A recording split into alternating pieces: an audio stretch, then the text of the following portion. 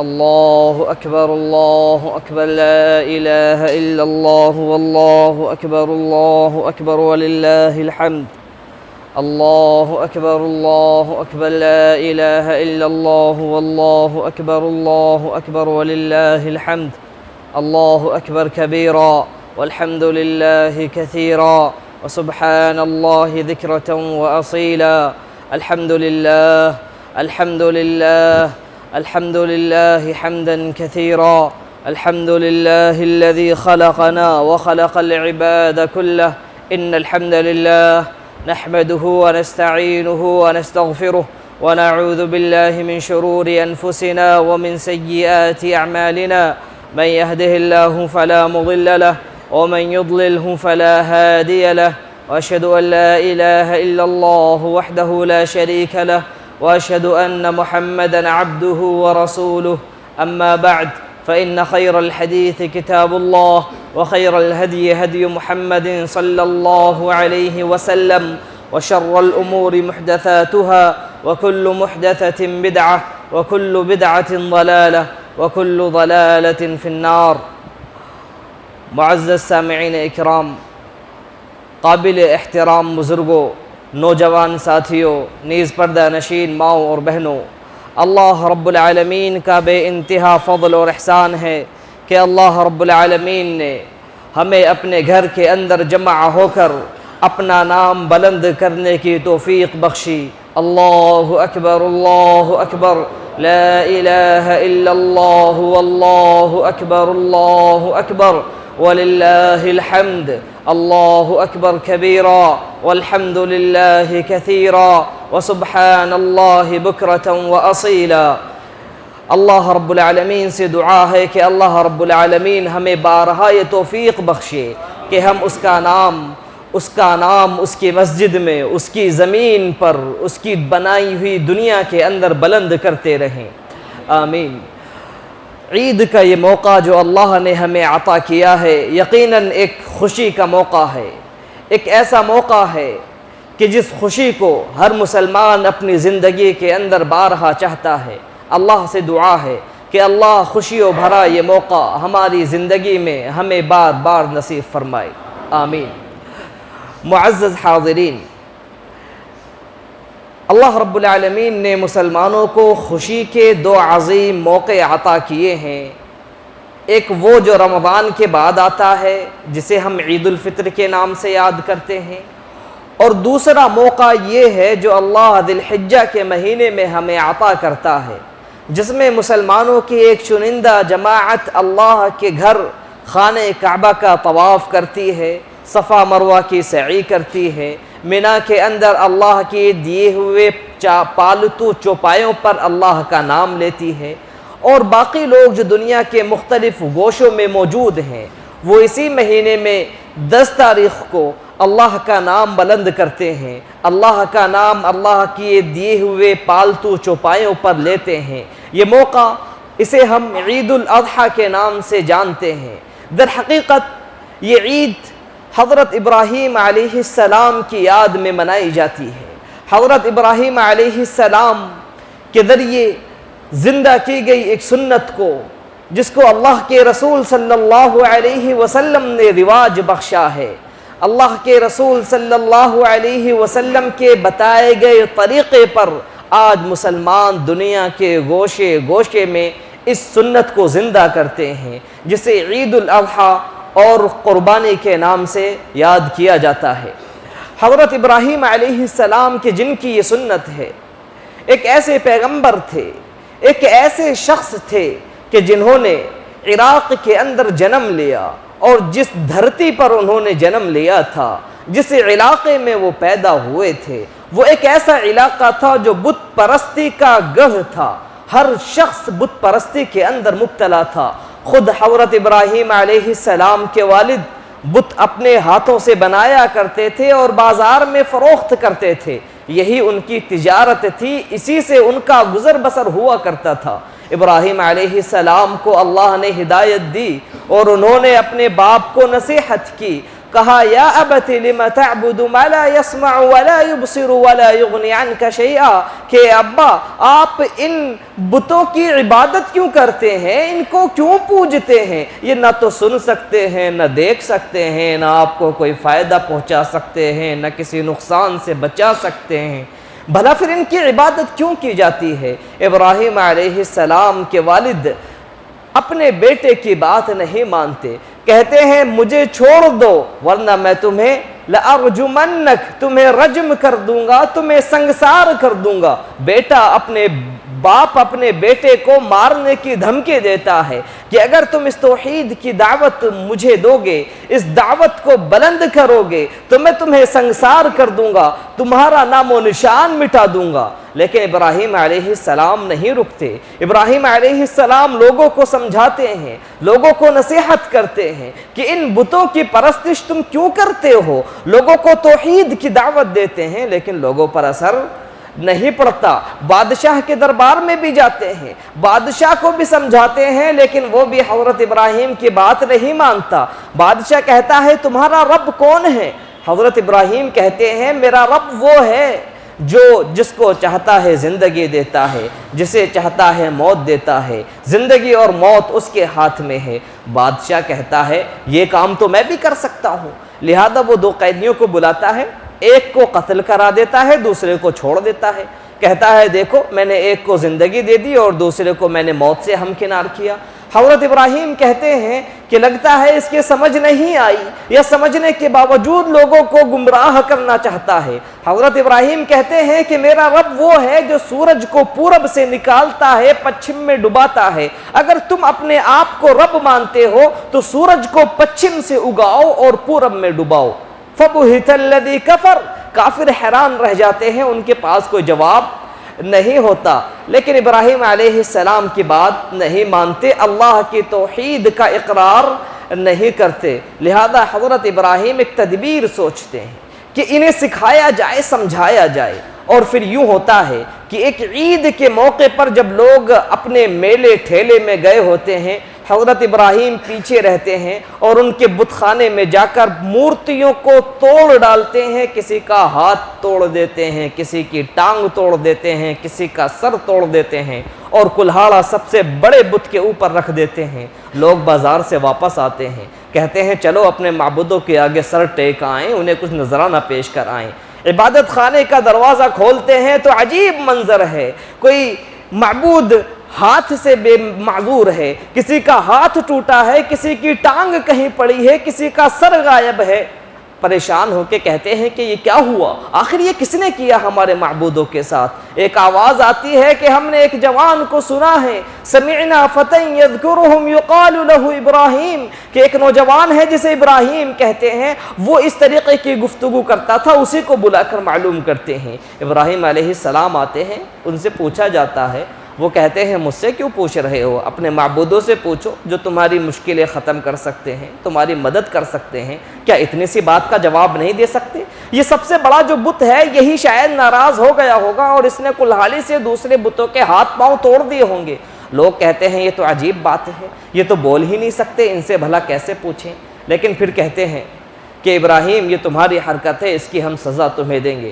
حضرت ابراہیم کہتے ہیں کہ جو بول نہیں سکتا، تمہاری مدد نہیں کر سکتا، مکھی کو چھین کر لے جائے تو واپس نہیں لے سکتا، جو تمہارے کسی کام نہیں آ سکتا، وہ بھلا تمہارا معبود کیسے ہو سکتا ہے؟ لیکن لوگ نہیں مانتے اور حضرت ابراہیم کو جلتے ہوئے آگ کے تنور میں، جلتی ہوئی دہکتی ہوئی آگ کے اندر ڈال دیا جاتا ہے۔ یہ واقعہ آپ سب جانتے ہیں۔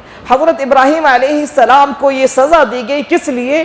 توحید کے نام پر، کہ انہوں نے ایک اللہ کا نام بلند کیا تھا، کفر و شرک کا منہ کالا کیا تھا، کفار کے سامنے تنے تنہا کھڑے ہو گئے تھے، پورا ملک بت پرستوں کا تھا، لیکن ابراہیم توحید پرست تھے اور لوگوں کے سامنے ڈٹ کر کھڑے ہو گئے۔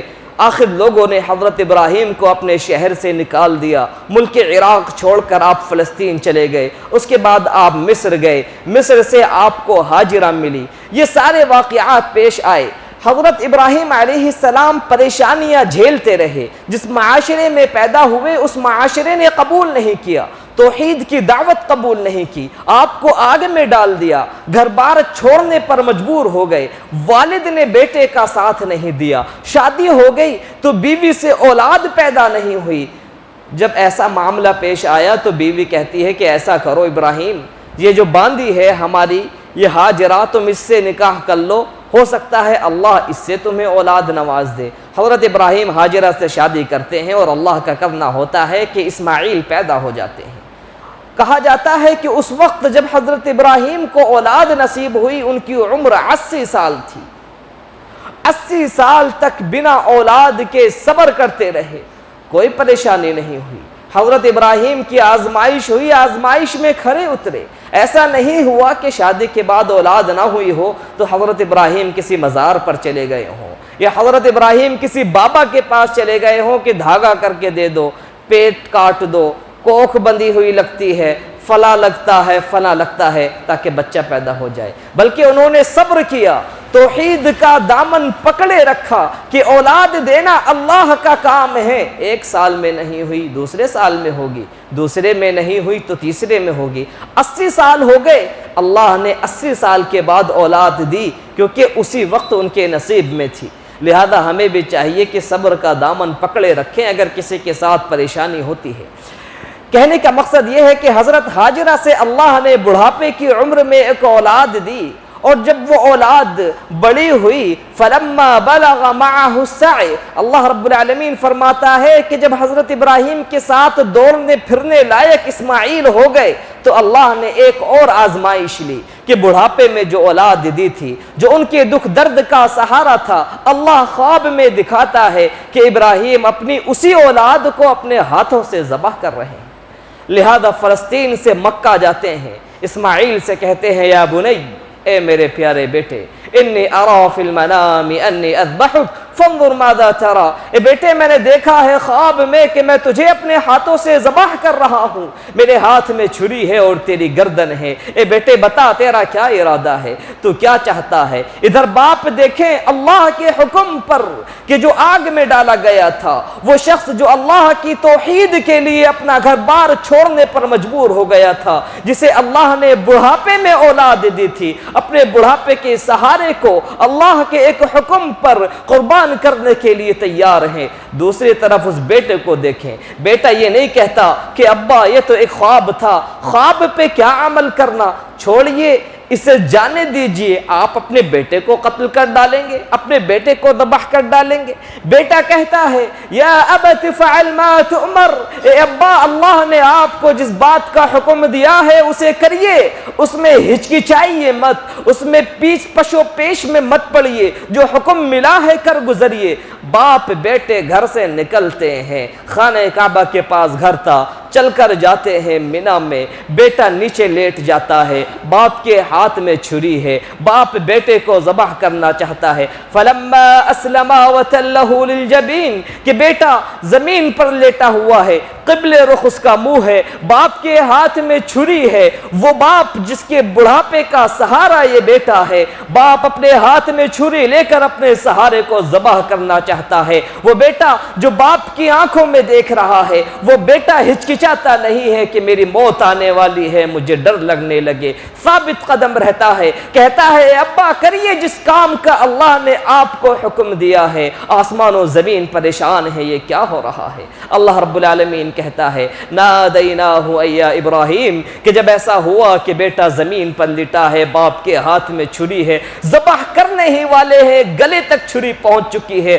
اللہ کہتا ہے اے ابراہیم قد صدقت الرؤیا، تم نے اپنے خواب کو سچا کر دکھایا، تم سے جس چیز کا امتحان لیا گیا تھا تم اس میں کامیاب ہو گئے، ہمیں تمہارے بیٹے کی قربانی مقصود نہیں تھی، ہم تو یہ دیکھنا چاہتے تھے کیا ابراہیم ابھی اسی ایمان پر ٹکا ہوا ہے کہ جس ایمان پر وہ آگ میں کودا تھا، جس ایمان پر گھر بار چھوڑ آیا تھا، یا اب بیٹے کی محبت ابراہیم کے دل میں آ گئی ہے۔ اے ابراہیم قد صدقت الرؤیا، تم نے خواب کو سچا کر دکھایا، اور ہم نے اپنے نیک بندوں کو آزماتے ہیں۔ اللہ نے ابراہیم کو آزمایا اور وہ کامیاب ہو گئے۔ اب آزمائش ہماری ہے، اب آزمائش ہماری ہے۔ اللہ رب العالمین نے ہمیں یہ حکم تو نہیں دیا کہ اپنی اولاد کو ذبح کریں، لیکن اللہ نے یہ حکم ہمیں دیا ہے کہ اپنے مال میں سے ایک چوپایا خریدیں، اس چوپائے کو اللہ کے راستے میں قربان کریں۔ اب دیکھنا یہ ہے کیا ہم اس پر عمل کرتے ہیں؟ کیا ہم اللہ کے حکم پر سرنگو ہوتے ہیں؟ کیا ہم اللہ کی ایک آواز پر اپنے چوپایوں کو اللہ کے راستے میں قربان کرنے کے لیے تیار ہوتے ہیں؟ اللہ رب العالمین فرماتا ہے لَن يَنَالَ اللَّهَ لُحُومُهَا وَلَا دِمَاؤُهَا وَلَكِنْ يَنَالُهُ التَّقْوَى مِنْكُمْ کہ تمہاری قربانی کا خون اور گوشت اللہ کو نہیں پہنچتا، نہ اللہ کو اس گوشت کی ضرورت ہے نہ خون کی ضرورت ہے، وہ تو تمہارا تقوی دیکھنا چاہتا ہے۔ جس طریقے سے اللہ نے ابراہیم کو بیٹا ذبح کرنے کا حکم دیا تھا، اللہ کو اسماعیل کی قربانی کی ضرورت نہیں تھی، اللہ تو ابراہیم کا دل دیکھنا چاہتا تھا، ویسے ہی اللہ نے تمہیں چوپایا ذبح کرنے کا حکم دیا ہے، اللہ دیکھنا چاہتا ہے کہ تم اس کے حکم پر عمل کرتے ہو یا پیچھے ہٹتے ہو۔ لہذا ہمیں اپنے اعمال کا جائزہ لینا ہے، اخلاص کے ساتھ، اللہ کو راضی کرنے کے لیے، ریا و نمود کے لیے نہیں، کسی کو دکھانے کے لیے نہیں، اللہ کو خوش کرنے کے لیے اپنے چوپایوں کی قربانی دینی ہے۔ بکرا 1 لاکھ کا لائے ہیں لوگوں کو دکھانے کے لیے نہیں، بلکہ اللہ کے راستے میں قربان کرنے کے لیے، اللہ کو خوش کرنے کے لیے۔ آپ کتنے کا لائے ہیں اس کا پتہ اگر پڑوسی کو نہ چلے کوئی حرج کی بات نہیں ہے، اللہ رب العالمین آپ کے دل کو دیکھتا ہے، وہ یہ دیکھنا چاہتا ہے کہ تم قربانی کس لیے کرتے ہو۔ اللہ کے رسول فرماتے ہیں ان صلاتی، اللہ کا فرمان ہے کہ اللہ کے رسول آپ کہہ دیجئے ان صلاتی ونسکی ومحیای ومماتی للہ رب العالمین کہ میری نماز، میری قربانی، میرا جینا، میرا مرنا سب کچھ اللہ کے لیے ہے۔ لہذا اب ہمارے امتحان کا وقت ہے کہ ہم اپنی نیتوں کو خالص رکھیں، اپنی نیتوں کو صحیح راستے پر رکھ کر اللہ کے راستے میں اللہ کے دیے ہوئے جانوروں پر اللہ کا نام لیں۔ اگر ہمارے دل میں اخلاص ہے، ہم نے یہ عمل اللہ کے لیے انجام دیا ہے تو اللہ ہماری عبادت کو ضرور قبول کرے گا، لیکن اگر ریاکاری ہے تو یہ عبادت جہنم میں جانے کا ذریعہ بن سکتی ہے۔ لہذا ضرورت ہے کہ ہم اپنے دلوں کے اندر اخلاص رکھیں۔ اللہ رب العالمین سے دعا ہے کہ اللہ رب العالمین ہماری قربانیوں کو قبول فرمائے،